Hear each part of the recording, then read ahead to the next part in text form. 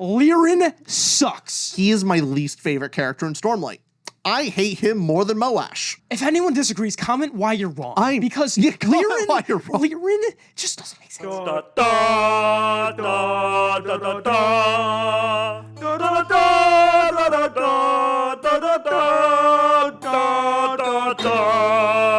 Welcome back, everybody, to the Ramble episode. I'm one of your hosts, Austin. And I'm your other host, Richard. And today we are talking Stormlight Archive. Oh, yeah. Books 1 through 4, ranking every single character in... Not every single character. Every single major character in the Stormlight Archive. And not just every major character. I picked out pretty minor, significant characters. So we're going to be ranking 56 characters. Oh, Lord. This is a part 1, so we're ranking the first half of that. What's half? You mean people don't want to watch a 4-hour video of us ranking characters? I don't think so, but we're gonna split this into 2 parts and go. Like, I've got some characters in here. I will cover all the characters you're thinking about in your head, audience. I promise. I basically went to the Stormlight wiki. We pick 50 characters and we don't rate Kaladin. Just to make it even worse. So I picked out all the characters on the Stormlight wiki that had an image attached to them, because a bunch of characters on there have just their name and they're just mentioned. There are. You want to know how many characters are mentioned in the Stormlight Archive? Shoot. Pick a number. Character names that are mentioned. Character names. Yes. I'm gonna go with 200. 769. That's a lot. Like, Sanderson. It's not as much as Wheel of Time. Sanderson, but damn. But he gives us content. This is great for us. And we before Dragonsteel comes up, the big event in December, if you guys are going, we will be there. Yep. And if you want to say hi, we will be there. It's going to be fun. We'll probably be promoting our merch that you see us displaying. By the way, if you want to buy our merch, it's linked in the description below or on a banner. It's cool. We did stuff. Especially the bookmarks. Bookmarks we're pretty proud of. We haven't been promoting it, but Rich mentioned it one episode, and all of a sudden people started buying the merch, and we went, wow, that works. It was amazing. There were just weeks of no sales at all. And I'm going, man, merch is just not a very profitable thing. And then we mentioned it once, and wow, sales. Who would have thunked it? We are learning from Sanderson, because as you can see behind us, we have the Stormlight minifigs. We are huge Stormlight fans. I think I'm bigger, just a bit. I think so. But a smidge. Mm-hmm. But yes. We spent hundreds. I think those right there cost $300. Yes. For those right there. Those cost $300. We have a box behind Rich. Why don't you take out that box? We got the space now with the new set. This is full to the brim with Stormlight shit. Look, it's endless. Look, show. All of it is Stormlight. And then, not to mention, behind Rich, in the corner above Rich, I think it's off camera, but we have Tress, Yumi, Frugal Wizard's Handbook, Sunlit Man, all the special editions. So we like Sanderson? I think so. Yeah. I will say the box of Sanderson stuff does make me like, I'm looking at all these unpainted minifigs and going like, I've never painted a minifig in my life. Why did I buy this? It's that ambition you have where it's like, I'm gonna start doing a new hobby. Oh yeah, I'm the king of starting new hobbies and never finishing them. I start a lot of projects. You know what? We could do that for a live one day. If anybody wants to see us do that for a live, Rich and I could paint the minifigs here. Let us know if you'd all want to see that. That'll be fun. And so I will be very open and honest for a second and say tier list videos aren't always my favorite. True. Sometimes we play until, hey, what would people want to watch into a tier list video? And sometimes ranking romantasy stuff and tropes can be fun because it can get us talking about a bunch of things maybe we haven't talked about before. Yeah, it's not my favorite format, but we can make it fit our thing. Yes. It is possible for a tier list video to be fun for us. It's just not inherently the best thing. No. But we know it does numbers. And so we got to please the audience. We get it. And to say, I'm saying that because for all the previous tier lists, that's pretty much true. I'm excited. Because Stormlight 5's coming out, and even looking through and prepping this video, getting all the characters out, is reminding me of how much I love this series and also hate some characters in this series. Yes. Because we should also mention, like, you're several minutes into the video. We still haven't started the tier listing. I'm sorry. It's Ramble. What do you expect? Yeah. Rich, is this per, what's the word I was looking for? Not per quota, on par. That golf term. Is this on par for Ramble? It's on par. It's as expected. It's on brand. That's the word. It's on brand. On brand. Zoom in on the brand logo. There you go. That is the best decision we ever made with the channel, is naming it Ramble. Yes. Yeah. That word, Apt. Ramble, is perfect for us. Perfection. Yeah. And so with this tier list, I set this up a little differently than our prior ones to make me love it more. And I haven't told you how I set this up. You're going to like this better.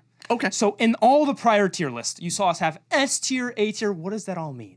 Who cares? What does SA? We're going to use the Rambler rating system. And as you can see up here, I have 5-star characters, 4.5, 4, 3. So I don't have the 0.25 because that's a lot to add in between. But we will rank characters with 5-star, 4.5, 4, 3.5, all the way down to 1 star, except the 1-star category is name something else.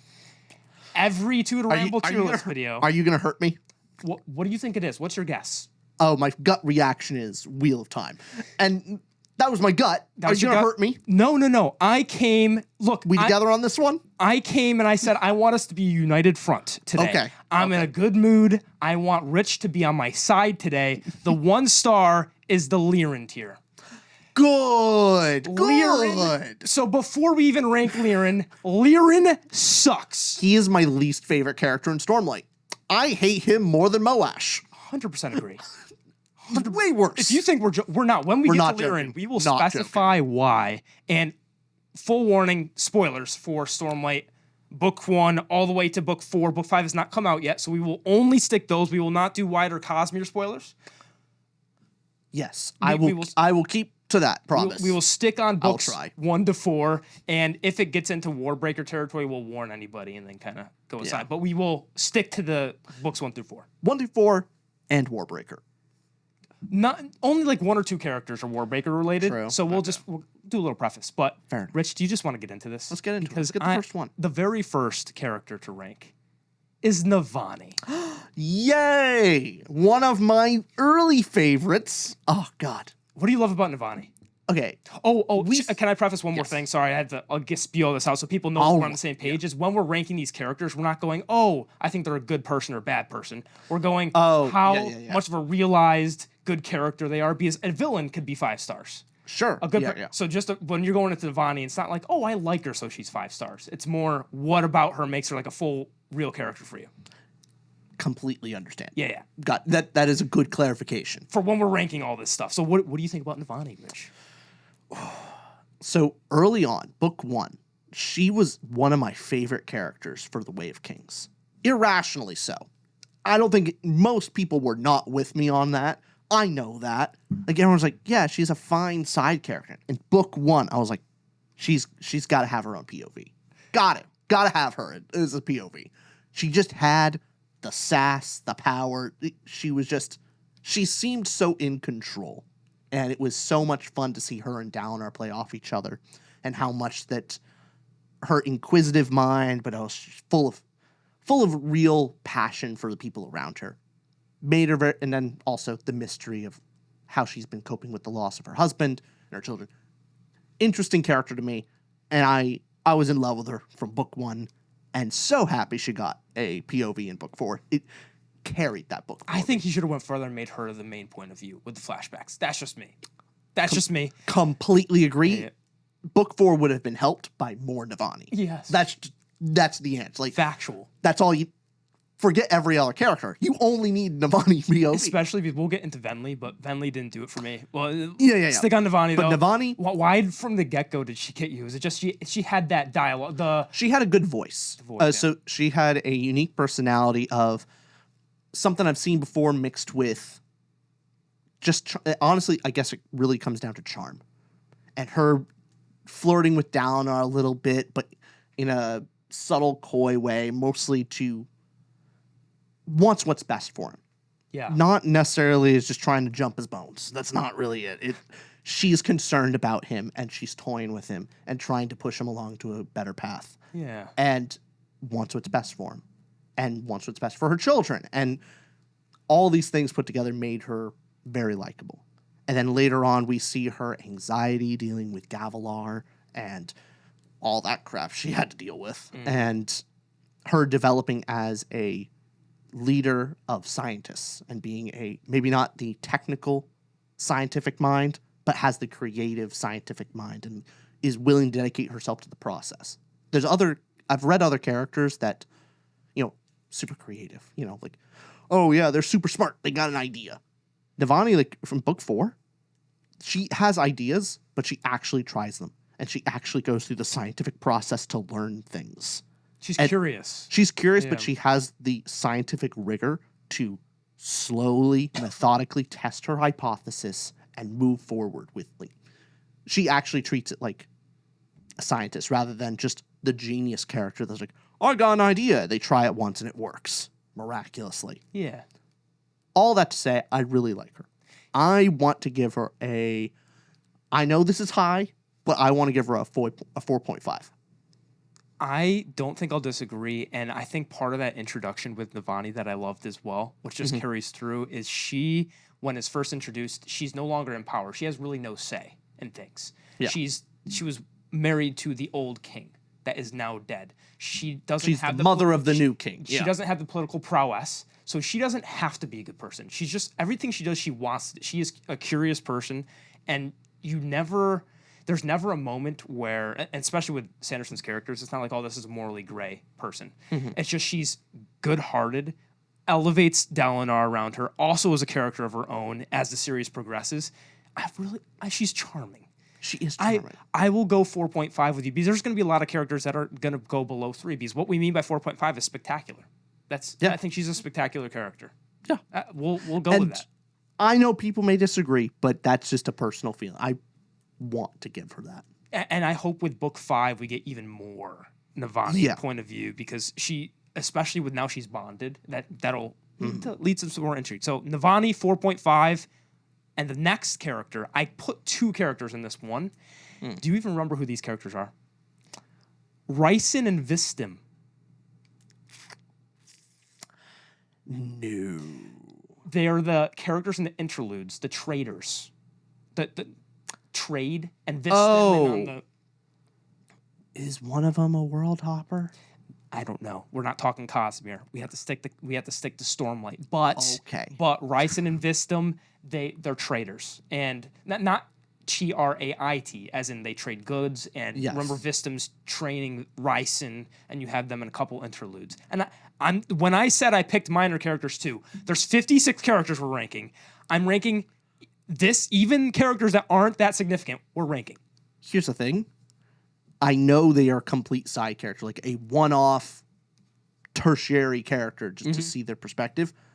I like the fish guy more than them. The fish guy. The fish guy. Remind me of the fish guy. It was another interlude in Way of Kings. Oh, the guy that was walking in the Pure Lake? The guy was walking in the Pure Lake, and he's with that other lady, and she's been trying to get him to marry her for like years. And so they do this whole banter back and forth about fish. And so she gives him free food in terms of like, eventually she'll give enough free food that he'll be like, I owe her so much. I'm going to marry her. Yeah. And he's like, not on my watch, lady. Here's fish back. Let's keep this even scales. I like fish guy more. So we're thinking 2-star. Not bad characters, flawed, not development. Nothing. Just, they're kind of there, not super interested. Maybe 2.5 because there's just not enough screen time with them to justify anything. Okay, we'll go 2.5 because that's just more disappointed. Like, I wish there was more with I want a couple interludes. a funny voice, something that would get me interested at all. Okay, we'll go 2.5 star with Rlain and Vstim because, Rich, to go off of the tier list for a second, I had to quiz you for a second. Okay. I have a quiz. Do you know who Ahu is? Ahu? A-H-U, Ahu. Who? It was a beggar at the court of King Gavilar in Kholinar. He was a beggar character that was mentioned. Do you know now, who... is this a beggar character that's secretly a herald or No, something? no, they were mentioned for like a paragraph. I was just seeing. But they are just a beggar. Yeah, that's it. That's it. Yeah, I don't... Your expectations of me are too high. I gave you the hardest question. Now I'm going to give you the biggest character that I didn't put on the list. That you should know who this is. You should remember. Okay. But they don't have any point of view of themselves, and you'll see what I mean. Do you remember who Nohadon is? Nohadon. Nohadon. Rich, don't shake your head. Don't do it. Rich, come on, buddy. I believe in you. Is this one of Shallan's brothers? No. Is it a herald guy? No. Uh-oh. It was the writer of The Way of Kings. Dalinar would talk of Nohadon, which, we never see Nohadon himself, but he is the I don't feel the bad. author. No. I should not. I'm barely expected to remember the names of the main characters. I should not be expected to remember the names of authors inside books. Which could you say to the people real quick if we get any of the pronunciations wrong? Do you Suck it up. Oh, well. We are what we are. Sorry, not sorry. It's rough. We sometimes get things wrong. We will continue. I know we're causing your ears pain for, pronouncing your favorite characters wrong. But tough titties. That's a saying. It is. I like it. Yeah. Not your titties, just the tough titties themselves. Yeah. Okay. So, when I think we will pronounce these better, though, because it's Jasnah, Shallan, Adolin. Yeah, Adolin, we've always got. We're the biggest fans who have the worst pronunciation. So, we'll continue on, because this next character is Elhokar. Ooh, okay. This is going to be more discussion, because Elhokar, right? Let's go with it. Go with it. Because there's Elhokar, and then there's... Elhokar, the king. The king. Elhokar. Not the previous dead king. Elhokar. Well, like Gavilar, you mean? Gavilar. No, Elhokar we're talking about. Elhokar. Yeah. For many books, he is okay at best. And then book 3 happens. And so... he has one amazing moment, and then it's all the what ifs. Like, do I give all... like, his death scene is one of the most impactful scenes in in the Stormlight Archive. How much credit do I give the character? Can I present my case for Elhokar as a 5-star character, as a floored me character? Okay. So, Elhokar, I would even argue, even before book 3, I was already falling in love with his journey. Where book 2, you see Elhokar go to Kaladin, this bridge burner turned into someone people respect, and there's that little scene he has with Kaladin of just the king reaching out to this previous bridge burner, being like, how do people respect you? I want something, to make something of myself. And you just see that, what you see in Elhokar from book 1, 2 to 3. Book 1 starting as this... I do think I was wrong. Yeah. He dies in book 2. He dies in book 3. It's in book 3? 100%, yeah, book 3. Book 3, it's in Oathbringer, in the middle of Oathbringer, where they are in Kholinar. I promise you. I promise, yeah. 100,000%. I don't think that's true. I could double check it. Want me to double check? But I'm pretty darn sure it's book. What book 2. does Elhokar die? I will double check, but I'm very positive with this. He dies. Quick, we're gonna do a quick jump to me finding this. Nick, quick cut for us. And we're back. Yes, Elhokar did die in Oathbringer, book 3. It was book 3. So it's in the middle during the battle in Kholinar, and so just I'm starting to remember the actual. So book 2, Words of Radiance. And Words of Radiance has Kaladin against Szeth. That's kind of the big thing, but it's not. They haven't gotten to Urithiru yet, and at the end of Words of Radiance, they do. So with Elhokar's character, book 1, 2, 3, 3, he dies middle of the book, and it's that what could have been. Why I think Elhokar's a 5-star character floored me. I love his. I always love a redemption arc and a failed redemption arc. Favorite character type ever. I think you could do so much with it. You could pull into loving to hating somebody, hating to loving. seeing what could have been. Elhokar does all that when he dies, but book 1, he seems this kind of over paranoid, pretentious, just a little bit of a he's so paranoid. It's tough to love him. You always see those prince and king characters that are prince and kingly, and they can just waste resources on something, or they don't understand. But he is a king who then, by book 2, you see beyond the paranoia, he genuinely wants to be a good person, and he comes to Kaladin, humbles himself enough. He's not there. He is not significant in and of himself, but he has enough humility to go, I want to go to this bridge burner. Just be like, what can I be? What can I do to better myself? You're confusing Malazan characters, not like bridge carrier, like bridge team. Yeah. You said bridge burner. Oh, did I? Yeah, you did. Oh, shoot. We just read Guardians of the Moon. Whoops. Whoops. Oh, no. Oh, Bridge burner is a cool name. I'm saying bridge burner? Yeah. Bridge 4. Bridge 4. He goes down to a bridge carrier like Kaladin. Bridge team. Yeah. Good catch. Holy crap. So he goes to Kaladin with the bridge 4 and humbles himself enough in book 2. And you see this character progression with book 3. Now you see this character who wants to grow and wants to become more than who he is, more significant, and goes from paranoia to humility and sadness to hope to despair. Oh my God. I love his character journey. When you look he through had books, some of the most, on pure emotional reaction, he had some of the most important, like most emotional scenes. Even, I'll give him credit for the end of book 1. One of the biggest laughs I've gotten was Dalinar kicking him in the chest, like, by the way, I'm banging your mom, and then moving on. Oh my God. And so hilarious, and just him falling from grace and getting his, knocked down a peg too. There was great to see, and then of course him humbling himself, the king humbling himself to a former slave. Then the hope of him saying the words of life before death, and then just stabbed and killed before it could have been great. Rich. It's definitely the most impactful death in Stormlight. Give me 5 bar none. Give 5 star. That's a 5-star character. Yeah, I'll give it to you. Yes. Yes. It's hard not to with the most impactful death scene in the entire series. Yes, by far. By a long shot. There's some seconds and thirds, which we'll talk about when we get to those characters, but this one hit the most.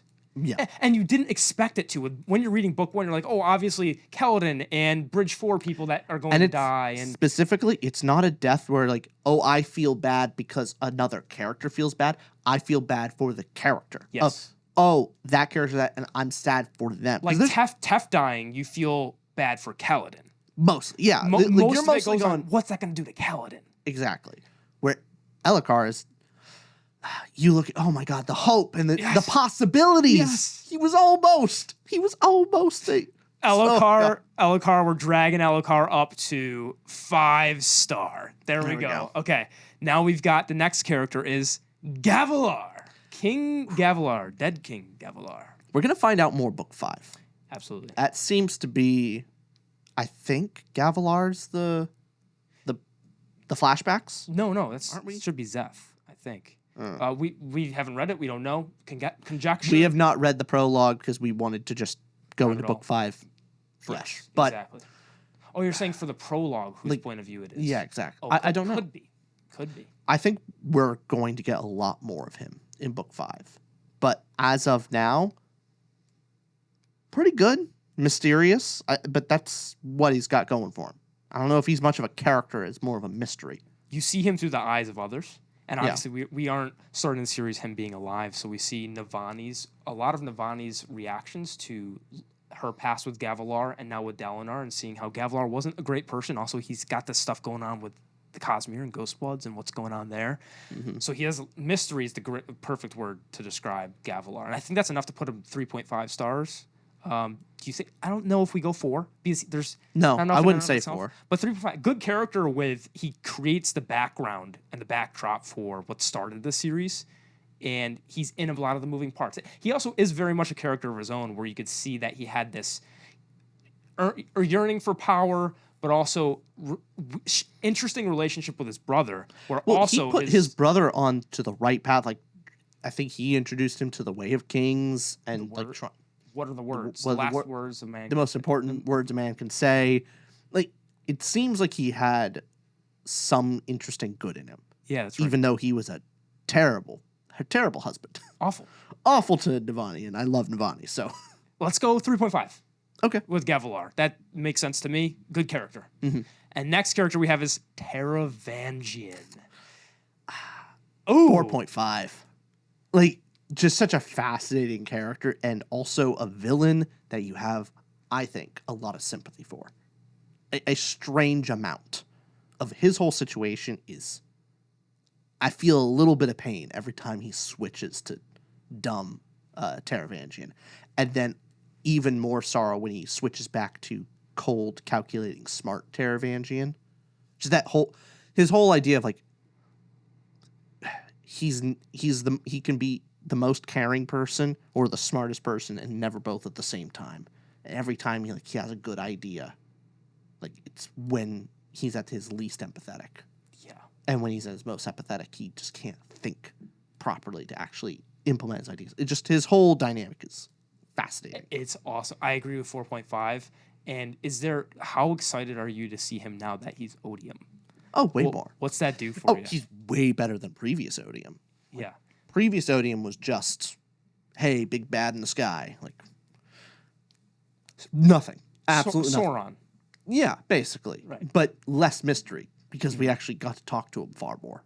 Where Sauron, you don't get to hear Sauron talk. Right. Really? Odium turned from interesting to what is Taravangian gonna do now that he's Odium? Mm-hmm. And that the juxtaposition between him and his empathy versus intelligence days is right from the get-go. We get that book 1, and we don't see Taravangian a ton. He's given just enough in splices to be here's the thing with a sympathetic villain and just an antagonist in general, where his motivation is he thinks that everything's over, and so he's just trying to protect Kharbranth. So his motivation is, I think it's all over, I am just trying to have some humanity survive. I can understand that, where it comes from. I'm not against what is to come, like to God. Like, whoa, how are we going to defeat Odium? So I get the point of view that he has. And so he's also the antagonist here because he's kind of given up. He's given in to the bad, but he's also sympathetic. That's going to be a theme for most of these antagonists. I could think of several others that they're the villain because they gave up. Moash, right? Yeah. Right. So I'm not always the biggest fan of sympathetic villains, but what is it about him that does it right for you? Because you could look at others where you try to justify, like, oh, the bad guy has a point type of thing that you see all the time, or this little element to this bad guy. What about Taravangian keeps him so interesting? Well, Taravangian isn't deluding himself of, oh, it's for the greater good. It's just like, hey, I know this is some messed up stuff, but I'm just trying to save this. I'm trying to save this slice of Roshar, and that's all I think is possible. I'm doing what I think is best. I know it's messed up, and it's not good. Like, he just has this. Yeah. He gets it. Yeah. But he's also willing to do these terrible things, and then you add in that magical system of when he is at his smartest, on his smart days, he's just cold and calculated, has no empathy. Right. And so you take out the empathy, and he looks at it and goes like, yeah, I'll sacrifice most of Roshar for my slice of it. Because I think that's all that we get. It's either one slice of the pie or none of the pie. That's the options. So that's a good way to put it. I'm gonna make you a little angry. Mm-hmm. I think 4.5 stars above Navani. Rich, he's that interesting of a villain where I am compelled by him. I'm looking forward to Todium. I am invested. He's got this jazz to him. You're objectively right, but I don't want it. Well, Rich, I have the mouse, so he's going to put Navani. I'm using the power here. Good. I respect it. Good. The next character we have is Moash / Vyre, which is his new name, but Moash as a character. I think we got a lot to say here, I think. We got a lot. What do you have, Rich? I don't think he's the best villain overall. Like, not just, he's awful, like, as person. Of course, fair. His motivation has just kind of been weird. Like, when he first went against Kaladin and killed Elhokar, made sense. Completely understand his villain going up, but then just him going, oh, I gotta give up on emotion, and like, I don't know. He's just way less compelling. I'm not that interested in him. I don't care where his character goes. If he dies, okay. If he doesn't, okay. But I'm not interested at all in his journey.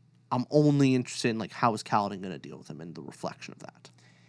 Yeah, he's very much to me a character like Gollum and Frodo, where you have your character that emphasizes to your hero what will happen if you fail. So if Frodo fails, he turns into Gollum, essentially, over time, if he gives into temptation. If Kaladin fails, turns into what Moash is doing. He gives up the depressive state of gives in and all the worst things that come with what Moash is. So for Kaladin, he's there as that conflicting, oh, this is what you could be. Everything else about Moash, so when people say they hate Moash, and they're like, oh, Moash is the worst character, I hate him. I don't even have that passion of a hate toward Moash.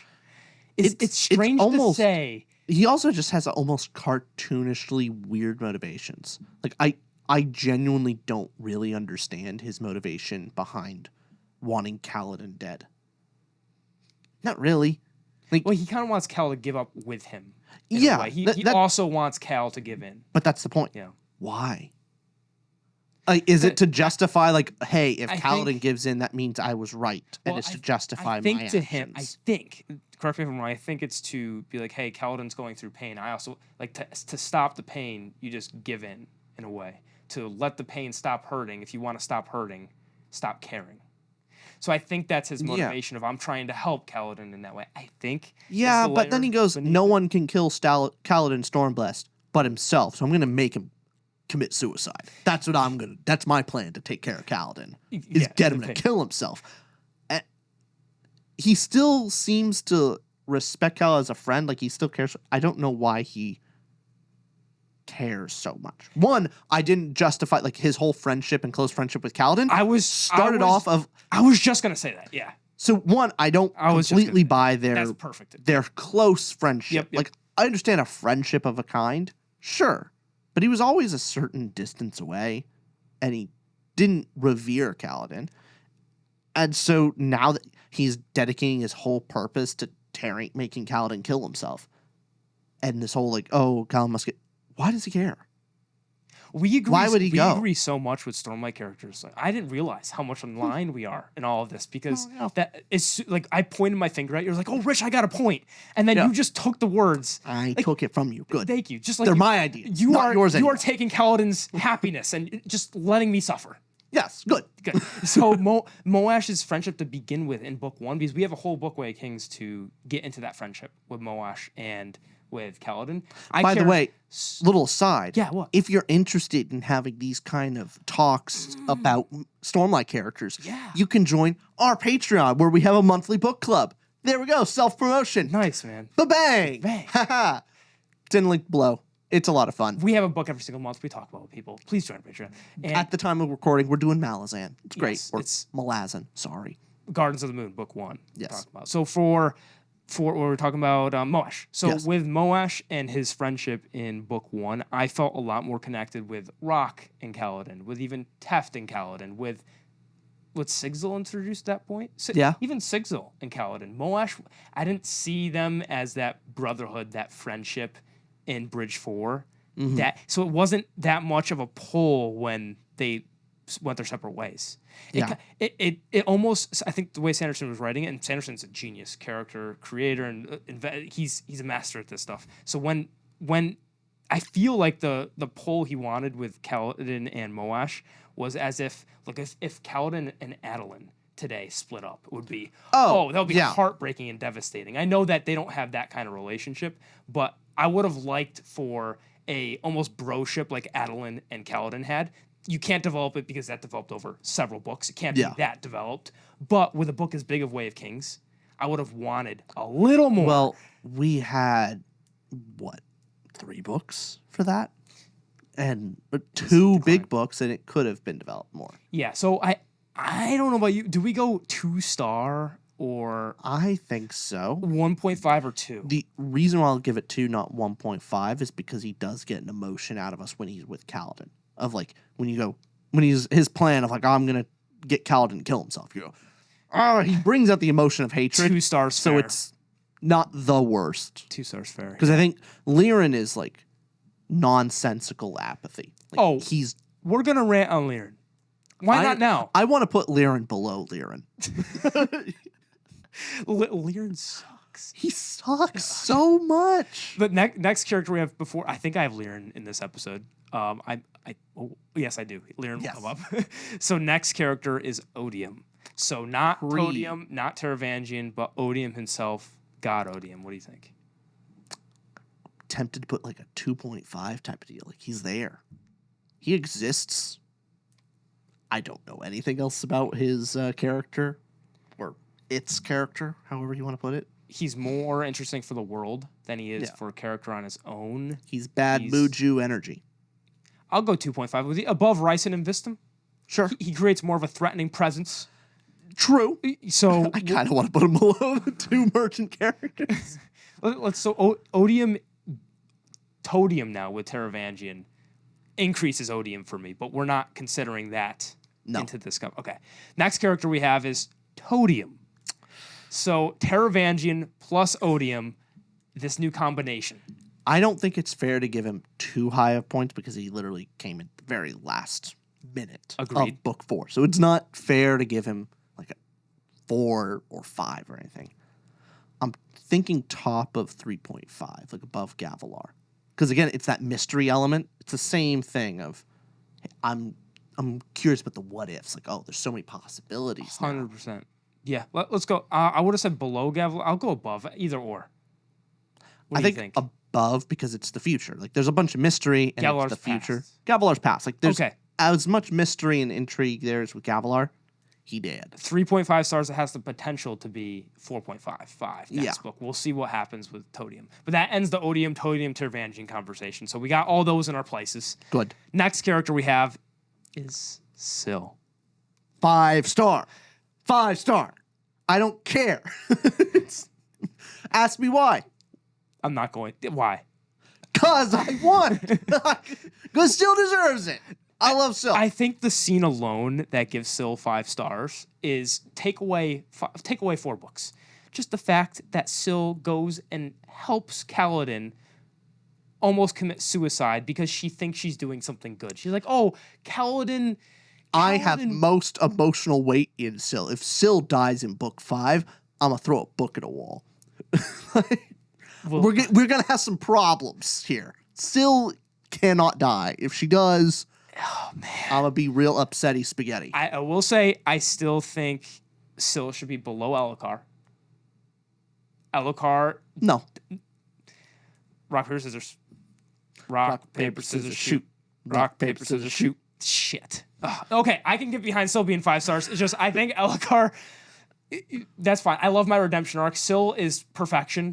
It's just, she's great. She's a perfect every scene character. She's in makes it more funny. So she has a funny, she adds hilarious jokes to every scene she's in, or she adds so much emotional weight to every scene she's in. Like, every scene, she kind of steals a good chunk of it. And I love it. Even in Words of Radiance, where Syl's coming back to help Cal when he's on the tower. Yeah. And she's just, what'd she shout? She shouts out something in that scene that she's coming back to. She's trying to come back because Kaladin's lost his connection with Syl. She's like, I'm coming, Cal. It doesn't say it like that, but it's just so heartwarming. Like, let's go, Syl. So always, 5 star. Her talking with other characters like Dalinar, just kind of funny and sweet. Everything about her is perfection. Love it. Love Syl. Every scene she's in, she's perfect. So we have 2 5-star characters right now. We have Syl and Elhokar. Mm-hmm. We'll see who else joins there. We haven't had any Lirin tiers, and I don't think this next person will get Lirin tier. Oh. Hesina. Who is that? Lirin's wife. Oh. Cal's mom's pretty good. Yeah. She is A-okay. She is sensible. She's sensible. She's sensible. She doesn't not make sense. She's okay. She's has common sense. All the sense words I'm using basically has common sense, makes sense, isn't nonsense. The opposite of fucking Lirin. Let's give her 3-5 just for dealing with his bullshit. That's true. Okay. As a character, maybe 5, maybe a 3. She's married to that man. She's dealing with him God bless her. Got to give her an extra half point. Below Gavilar, though, because there's less intrigue and all that. But she has to get that for just being the warrior she is. Dealing with Lirin's bullshit. Okay. Lirin's next on the list. Okay, the rest of the video may just be Lirin hate. That may be the title of this video. Lay into this mother. Lay into him. I fucking hate him. I hate him so much. He's... okay, honestly, and this is a little bit of shade to Sanderson. What the fuck? What the... Like, he doesn't make sense. The idea of this... So pacifism makes sense. Like, or it can make sense. There's plenty of other stories of showing like a super pacifist that's not even willing to raise their hand in self-defense. Can add some interest to the story, right. But the main important question to that is why? Because not defending yourself is absurd. It's an absurd stance to take. You have to justify that. You have to have some reason of like, it's a deep part of your culture. You'll be ostracized by your family and friends. It's a part of your religion. You'll think you go to hell if you do it. Like something big has to happen for you to not defend the life of your infant child, Lirin. But no, he's just smug. To a point where if I didn't know any better, Lirin likes being right more than he likes his child. That's my assumption from all this, because he's going, it doesn't make sense. Like violence just doesn't make sense. It's not logical. It only begets more violence. Only begets violence. It's like, all right, someone's holding a knife to your child's throat. What are you going to do then, Lirin?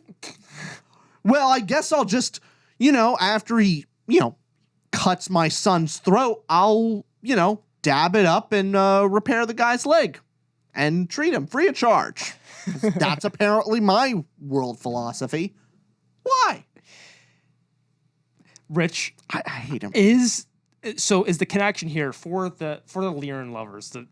No one loves for the Lirin apologizers. The apologists, yes. For the person, I would say Lirin was deeply affected by Tien's death, by Kaladin's little brother's death, and is so against violence because his sons are getting sent to die, and that's his motivation. Now, Rich, the problem with that stops when your other child is about to die, and then your cool child saves your other child, and you go, that was wrong. Rich, not even that. You know where Lirin might be correct? You know what world he might be correct?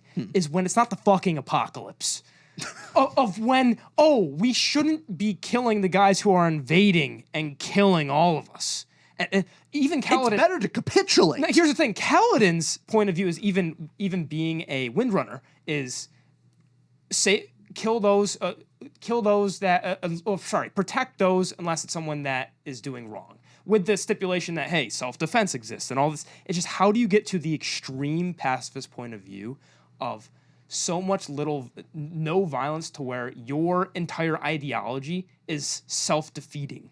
And I do put it right where you need a cultural reason, you need some sort of grabbing past of Lirin that we need to understand, which we're not getting that gap of why he's so extreme.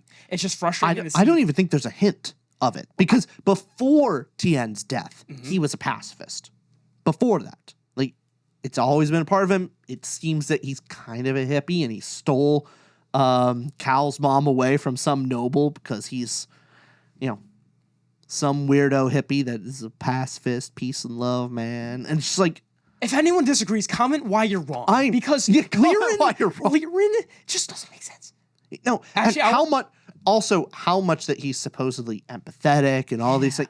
He's strangely cold and heartless to Kaladin, his son, that's clearly going through stuff and going like, "Oh, you're not my son." It's like, what are you doing? And let's clarify: he's not. So the fact that we are frustrated with Lirin, I don't hate him for the good. Brandon Sanderson wrote just such a compelling character, and I dislike what he does. It's like he's so he's nonsensical. Don't understand his motivation.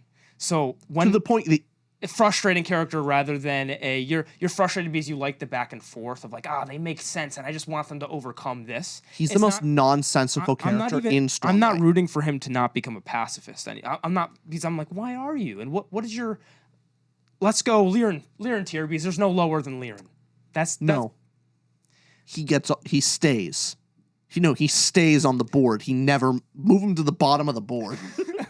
Well, we'll put him Lirin for now. No. Scroll him down to below.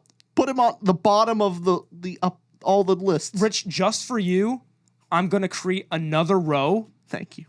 And put him there and call that Lirin. Seriously, you messed up. Good. So Lirin's in that tier. Is that? Yes. Okay. Because I don't want to put any other character in the Lirin tier with Lirin. Lirin needs to be below them all. Right. Another layer. Yeah, exactly. Dante has several layers to hell, and he is far down. Yes. Okay. Our next character, now that we got over hate out. Good. Hoid. Oh, good. Hoid. Oh, a fun character. Wit / Hoid. We should say wit. Wit, yeah. I'm leaning 4.5. Yeah, he's spectacularly done. He's nothing. He adds always a fun element. He's a great motivator and gives a message to Cal in Rhythm of War, the dragon story, the dog and the dragon. Oh, that's probably one of the best little side stories in Stormlight. Him being there with Shallan when she's down. He's always that constant source of hope, and he is a great for thought provokingness in the message and themes of Stormlight. He's always, when you see him in book 1. Before he gets into his more mysterious background and you find out there's more to him than just being the jester, he's a great jester. He's always poking fun, and all the jesters always die because the king just commands them to die. But Wit's been sticking around because he's a great jester. A great concept from the start. And then book to book gets more and more compelling because, when he kind of gives that quick aside of, I remember one of the heralds, we had drinks back in the day. He's a good guy. It's like, so you're that above this sphere that we are not on the same playing field as you, Wit. Yeah. And then you have the extra layer where the very end of Rhythm of War, where his memory just gets a little bit of a wipe from Todium, from Taravangian Odium. Well, we're finally seeing Wit on the back foot. He's always been above it all. He's always kind of ahead of everyone. He knows more than everyone else. Yep. And this is the first time we kind of see him really take an L. Which is so compelling because he's our guy. He's our comfort. We're in Stormlight going, everything's fine because Wit's fine. Yeah. If Wit's good, everything's okay. And then when Wit and Syl start faltering, oh no. And to add on one more thing too, because with the messages Wit gets across, I still fondly remember the end of Way of Kings, where Wit was talking about stories, and he was talking about what makes a story or what makes an invention good is novelty, or being the novelty, first.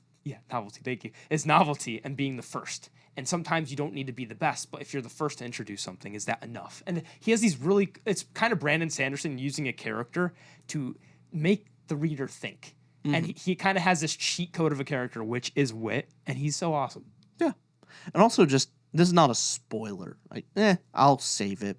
I won't. We're talking not Cosbeer wide things. Okay, fine, fair enough. 4.5. 4.5. Where would you put him? Between Taravangian, Navani, or before, after? What do you think? Above Navani, I guess. I think above Taravangian. I think he's top of 4.5. He just adds so much. More than Taravangian, definitely. We're not going 5 mainly because he's not. He's not a main. Yeah, I don't know. Stick with 4.5 because he's not having. It's not his story. There's a little, 4.5. It's fair. We understand. We're reading each other's minds. Yes. Okay. So Wit / Hoid is top of 4.5. Next character, the Pursuer. In book 4, only in one of the books, book 4, and was pursuing Cal. I lean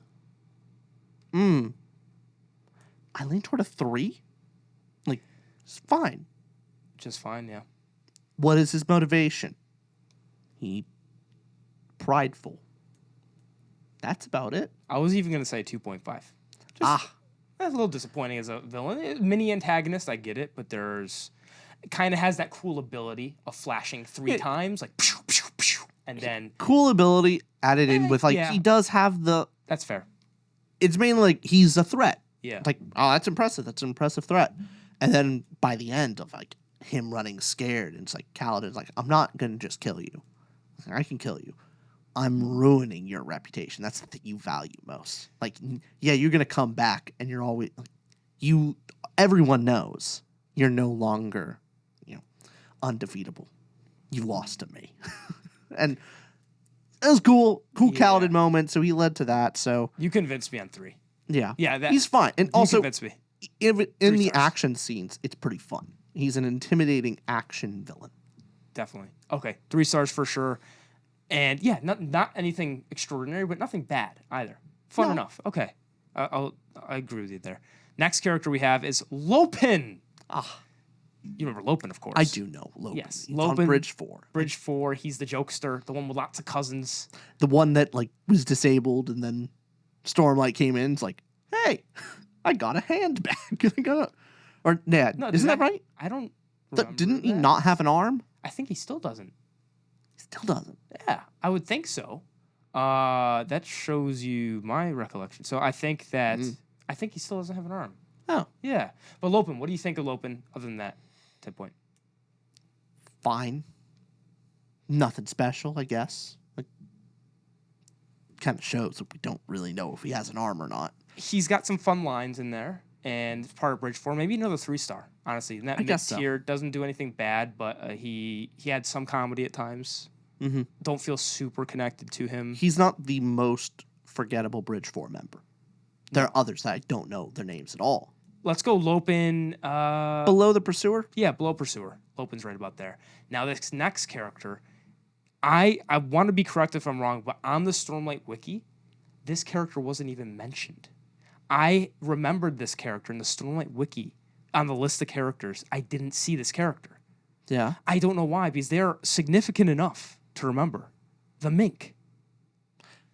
The Mink's never mentioned? I swear I was on the Stormlight wiki, and someone could go on there now, maybe add it because it is a wiki, but I was looking for the Mink. Mm-hmm. It's in alphabetical order. Maybe it's under a different name in the Stormlight wiki, but I could not find it. You remember the Mink?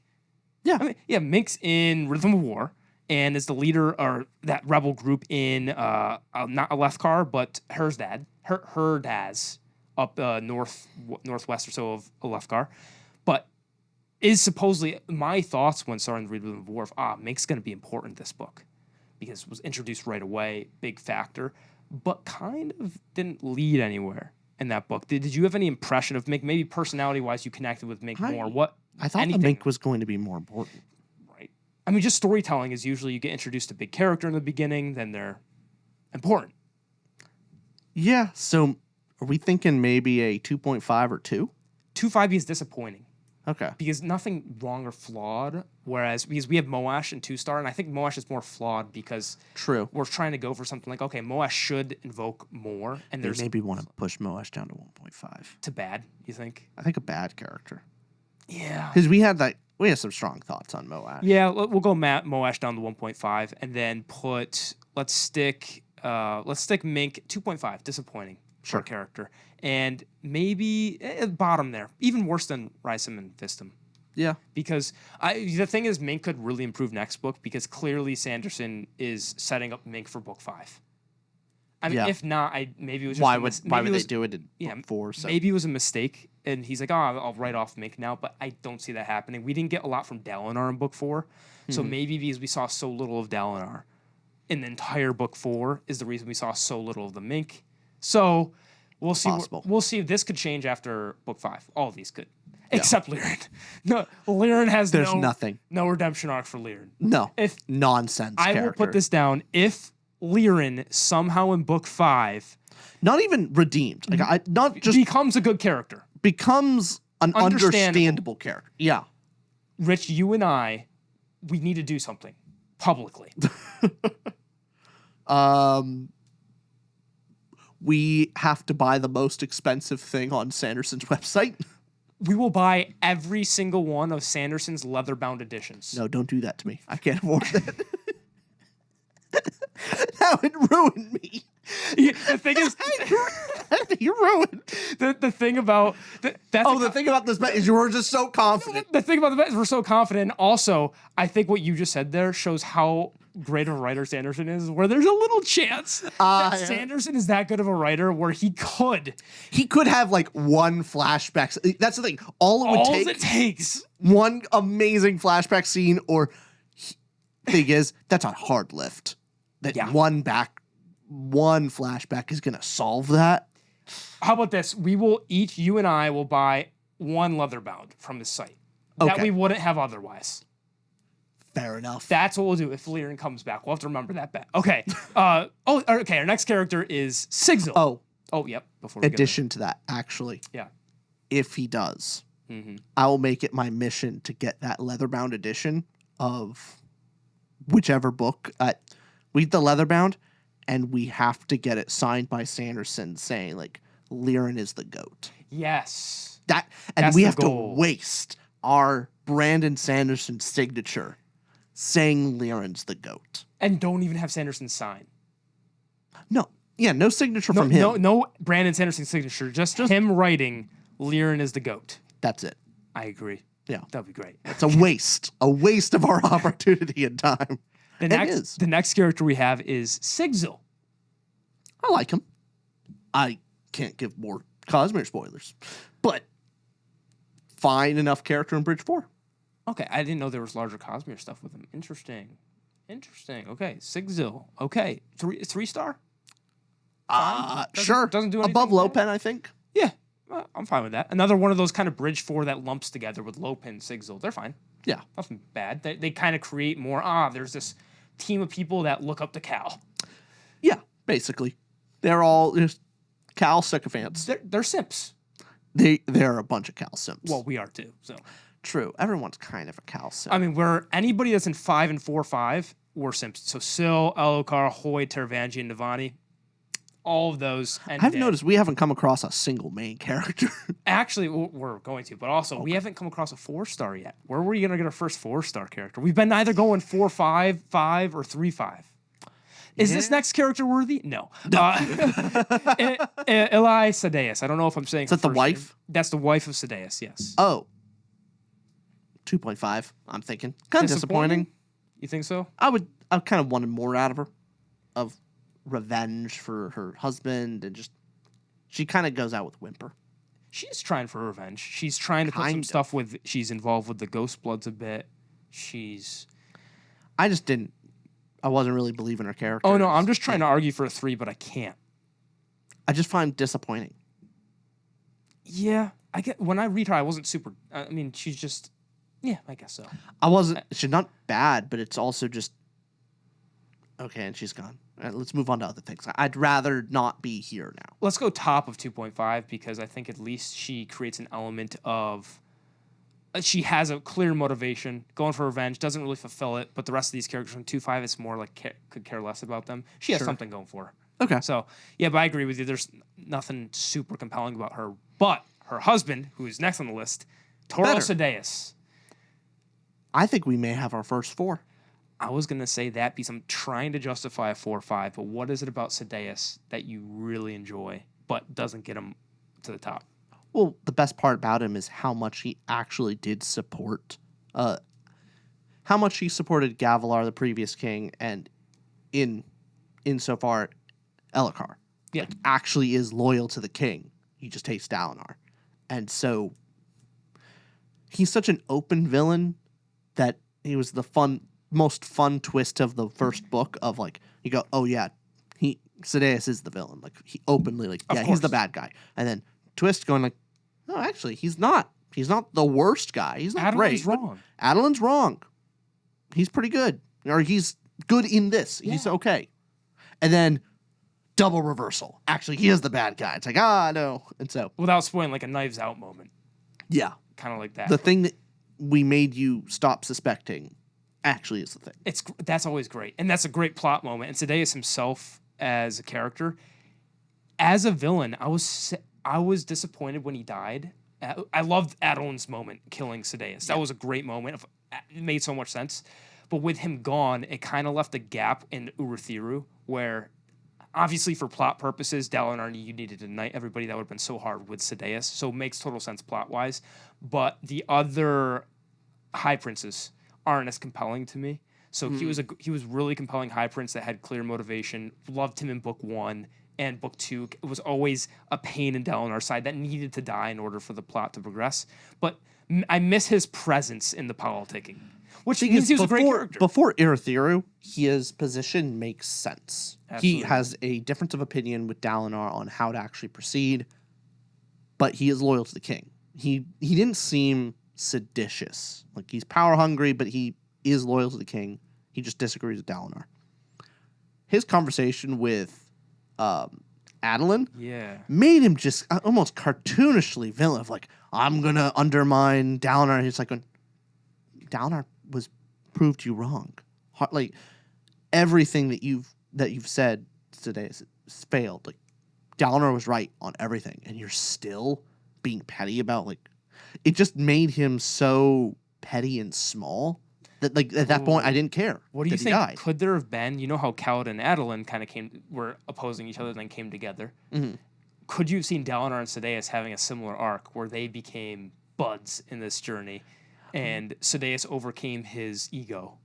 Maybe not buds, but it could have been subtract the scene where he basically makes himself a cartoon villain of, yes, I know I've been proven wrong, and I know that all these other enemies are coming, and we need to, you know, I get it. Yeah. Dalinar's right, but I'm still going to undermine him, and I'm still going to backstab him at every turn, and there's a big hallway to the point of, like, what the hell are you doing? I think that scene kind of ruined his character, especially going forward, but then he dies, so it doesn't matter. Take that scene out, and he could have been very compelling as a foil for Dalinar going forward. I think it could have been. But I think Sanderson wanted to focus on outside, like, hey, look, we got to get one of these chips done. We got to get out of the Shattered Plains. Like, we're done with this politicking on this level with the High Not Princes. even that. We're done with Elhokar, actually, Elhokar being the main focus point. Exactly. We need to now save Roshar. If we're going to start focusing on uniting the other countries, the home country needs to already be kind of united and done. Like, that step needs to be done, and now we can focus on other stuff. Yes. If you were juggling both, it probably just would have been too much. So I get why. I agree. 4-star beast. He's a great villain, a great antagonist and foil for Dalinar, especially book 1. I think 4's a perfect spot for him. And then, of course, what his death does to Adolin, I think, was really compelling. His death was also a very compelling thing for another character. Worked well. Agree with you. Let's go 4-star. You said that at the beginning, right? Yeah. Okay. Yeah. Sticking with that. His next character we have is Raboneil. A very good one, I think. She was fun. She had great presence on screen, on page, not screen. Hopefully on screen. Yes, hopefully one day. On screen, yeah. But no, she had great presence. Yeah. What do you think? Her dynamic. She spoke probably mostly with Navani. Yeah. So her dynamic with Navani was very cool. And she's a very compelling villain. Similar stuff of, I understand her position really well. She wanted to end the cycle, but is in a cold, calculating way. Yeah. She just wants the war to end. Same thing with the Navani. So, and two characters wants to end her daughter's suffering. Oof. That's heart-wrenching, but her character is really interesting, and then also just had this chemistry with Navani, and it's fun seeing the villain and hero like have chemistry in that way. You can see how in different contexts they could actually be really good friends, and that's cool to see. I know I was just saying we didn't have enough 4 stars. I think we got a second 4-star in a row. I think so. I think below Sadeas, I will say. Mm-hmm. I think Sadeas, especially book 1, is a better villain, really cool. Especially. Yeah. Let's go 4-star though, because she really does shine with Navani, and again, sympathetic for her as well. When she died, it touched me. I was like, wow, yeah, man. But also, she was intimidating villain. Her, just how much she was manipulating Navani was also. But also the reason that Navani was alive, because otherwise Navani was, without Raboneil, correct me if I'm wrong, might be misremembering, but Raboneil was one that wanted more information out of Navani, so she was the one that was kind of keeping the others from getting too aggressive. Yeah, she's the reason that they didn't just kill all of the Windrunners. Maybe Raboneil and Navani, the reason they got along together is they were both curious. Mm-hmm. And they both had, for different reasons as well. Yeah, where Navani has kind of a natural curiosity to her that she just wants answers to things. Yeah. Raboneil is curious too, but she had ultimately a purpose behind it of, I want to end my daughter's suffering. I want this whole war to end. We keep getting revived over and over just to continue the cycle. Yeah, I want it to stop. She's a great character. So. Absolutely. Okay. Next character we have is multiple. I shoved these into one. Okay. The Unmade. Explain? The Unmade as in the Shaja'anat. That's another word. the Unmade as in, so remember they go to Kholinar and there's that Unmade Spren combo, not Spren thingy that is... Oh, got it. The world building beings that are, I think they're not Spren, they're false Spren, or they are, what's the exact term for them? They are just, they're weirdly made with the magic system. We don't know everything about them quite yet. Oh. It's the Unmade, the Shaja'anat, I can look up some of them right now. Let's go. The Unmade. Some of the Unmade are, it's the group of 9 ancient and twisted Spren. That's it, the twisted Spren on Roshar, comprised of splinters of Odium. Splinters of it. That's it. Okay, so we have some are Shaja'anat, Rasafir, Shaja'anat. I feel like I said Shaja'anat so many times. I thought that's 2 times you said it. Asher Martin. All these different... Okay. I don't remember any of these. So, because you don't remember them...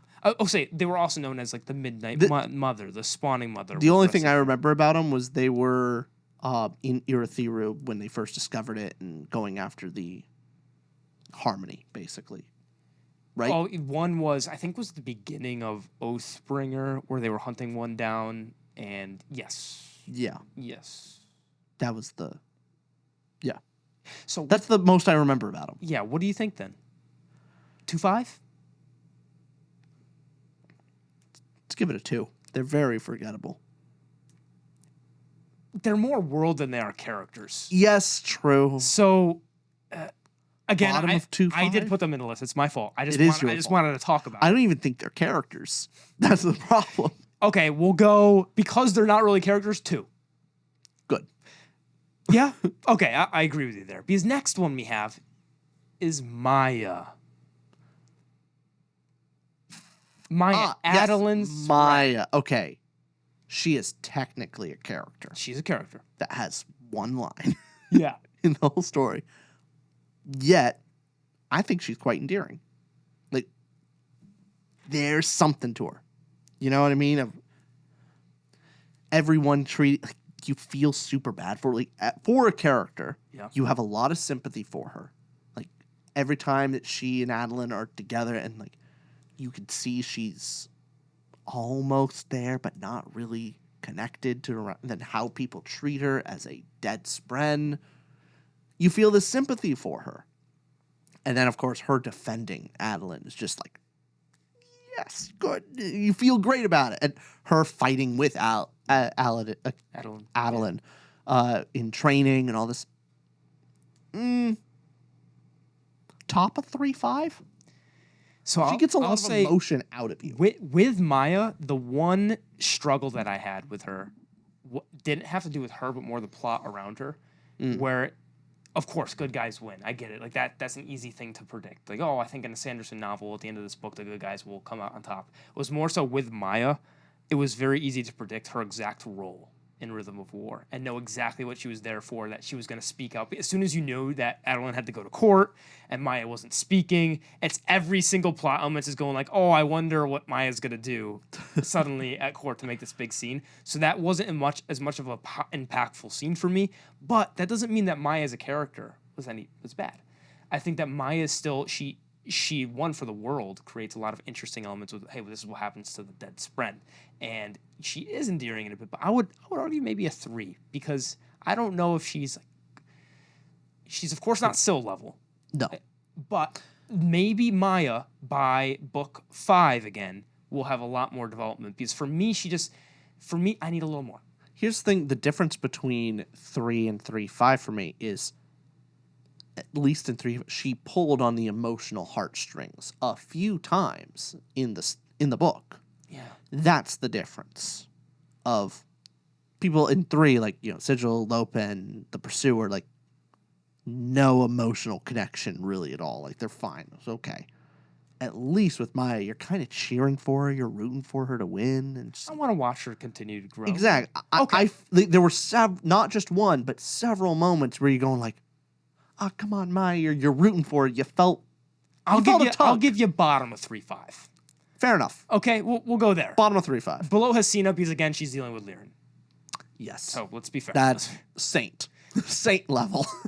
Next character that we have is Mraize. This is the leader of the Ghost Bloods. Yes, it is. Hey, I remember the name. What did you think of the leader of the Ghost Bloods? I mean, he's fine. I don't think fine. I think below average a bit, where Mraize is doing stuff that we don't totally understand. I think Mraize is more there for Cosmere level stuff. Feels a bit... The Ghost Bloods always feels like a side plot. Yeah. It's hard for me to super care. In the Stormlight archive, when you mention Mraize to me, I'm like, oh yeah, that's Cosmere stuff. That's Ghostblood That's not relevant. That's here. not even Roshar. Get the fuck out of here. So Mraize is, to me... Disappointing? Disappointing, yeah. I would say not as disappointing as... Mraize. I would say, Mraize is also in there enough to make me go, I would want to enjoy Mraize more. I'm more disappointed because he is a part of every single book. Let's go below Mink, because Mink's only in 1. Yeah. Mraize is in most of them. 3 out of 4, maybe? Is Sure. Mraize introduced in the first? I forget. But Mraize is there. So the next character we have is... Do you remember who this is? Rlain. Yeah. You do? He's Bridge 4. He's the Bridge 4 singer. Yeah. I like him. Yeah. He's good. Good character. Yes.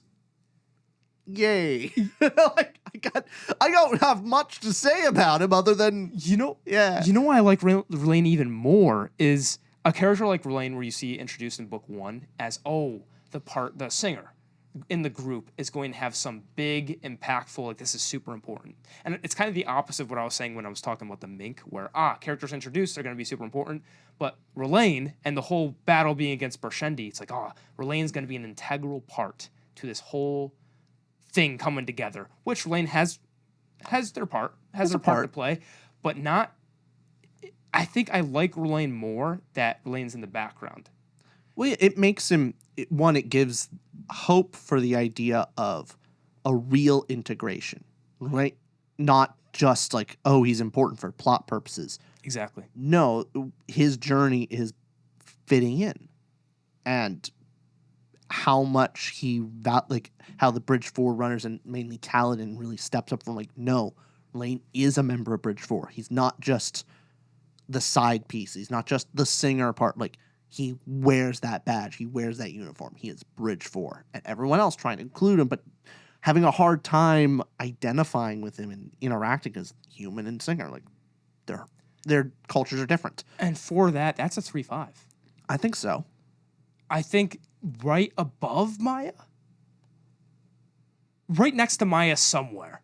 Where do you think? Above. Okay, right above Maya. Yeah, they serve similar purposes, actually. Book 3, I think, Yeah. mostly. Book 3, I really liked him. Of him journeying to get a sprint. Is it book 3 or book 4 that he's... I'm forgetting. Maybe it's book 4. I think it's probably book 4. But it is. Yeah, book 4. it's book 4. It is book 4. 100%. But his journey of now him fully out of his shell, now being able to talk, and his journey to bond a new spren, and all this, I really like his character for that purpose. Totally agree with you. And what is it about Rlain and having that more background? And do you want more from Rlain in book 5? Do you think that Rlain's done enough for you?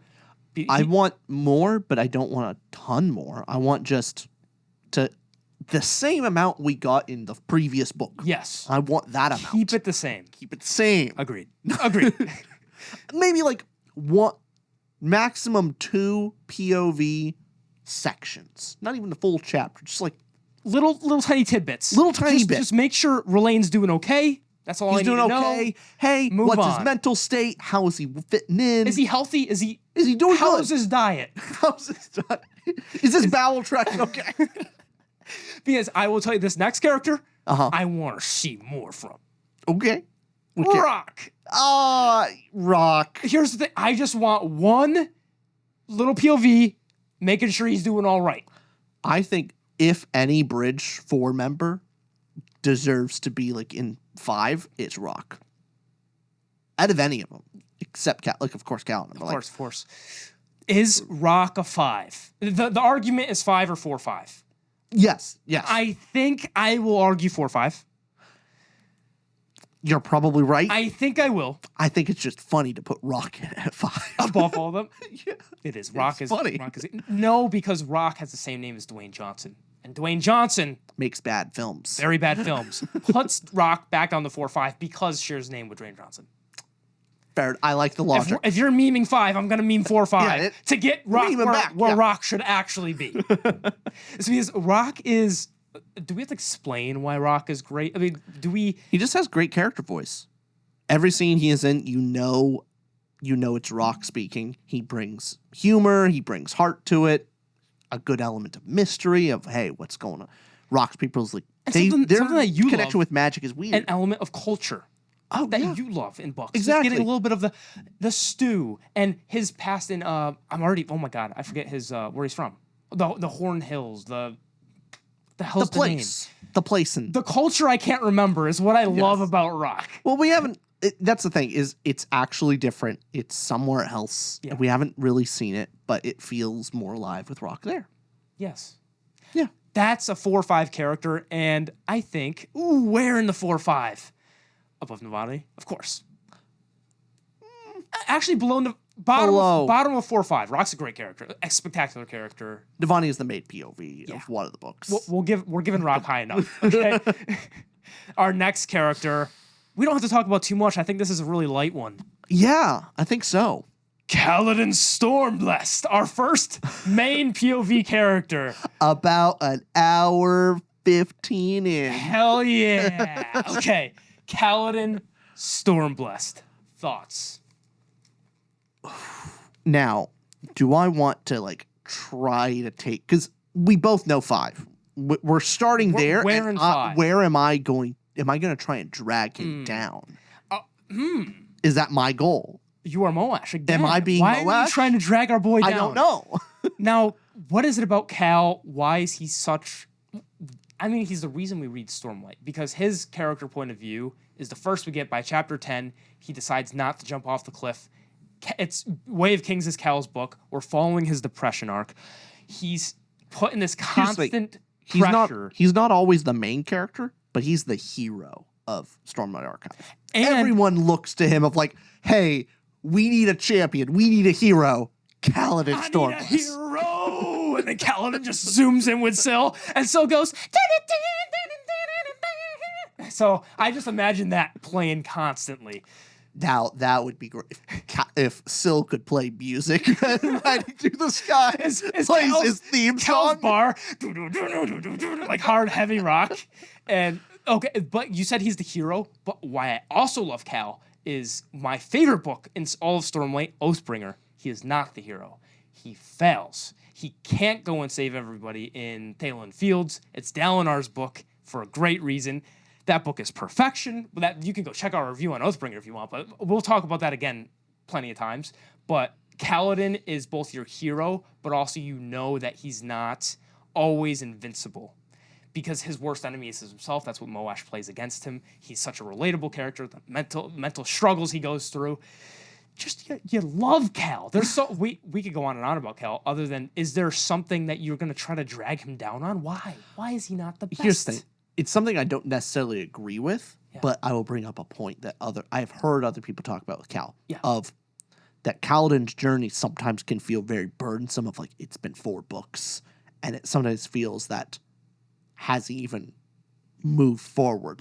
Mainly it's book 4 of people kind of saying okay, there's a lot of Kaladin here. Maybe take the step off the brake. How much can we beat down? Yes, Kaladin has depression. When is this boy gonna take a significant step forward out of his... That book 4, I think he makes some good progress. And each book, he has a different type of arc, a different thing to learn, a new lesson. But how much is that, is there too much Kaladin in Stormlight Archive? Does he need to take a back seat for some of it? What are your thoughts? I think in Oathbringer, he does take a back seat. And I think I would say Kel is not my favorite Stormlight character. Okay. Dalinar, of course. Dalinar is the best character in fiction, which we'll get to, and why he is. But Kaladin is a spectacular character, floors me every time because he is... His struggle... Here's why I like still seeing more of him in the future, is Way of Kings, he quote-unquote finishes one of his arcs. But Sanderson always finds a way to make Kaladin have a new thing to learn. And a lot of that is represented in the oaths, in the Windrunner oaths of I will protect those, even the ones that I hate. Or going into a next step from book 1, it's about him overcoming complete suicide and getting to understand that, oh, there can be a good Light Eyes. Okay. Then book 2 is getting over that absolute hate that he has for Light Eyes and actually realizing that even if he has this prejudice, there's still ways to overcome. So book 1 to 2 already has a different reason for why Kel's important to follow. And Now, here's the thing. Book 3 and 4 kind of have a very similar message. Book 3 is him coming to grips with failure and being able to accept that he can't always win. He won't always succeed. It's kind of the same in book 4. Similar message. Like that, maybe that's why people felt a little bit more burdened. So like Kaladin's story was a bit stretched out in book 4 because it felt very similar to book 3. Book 4 is my least favorite book of Stormlight. So I'm not going to say that, I loved book 4 Cal the best. But I think stretching into 3 and 4 for Cal is still important enough because book 3, we got a lot of Dalinar. We got a lot less of Cal. And when we were with Cal, we were with Shallan a lot of the time. I don't think we got to fully develop that book 3 arc for Kaladin. So I didn't mind it going into book 4. So, as of now, do you want to put Cal very top above Syl?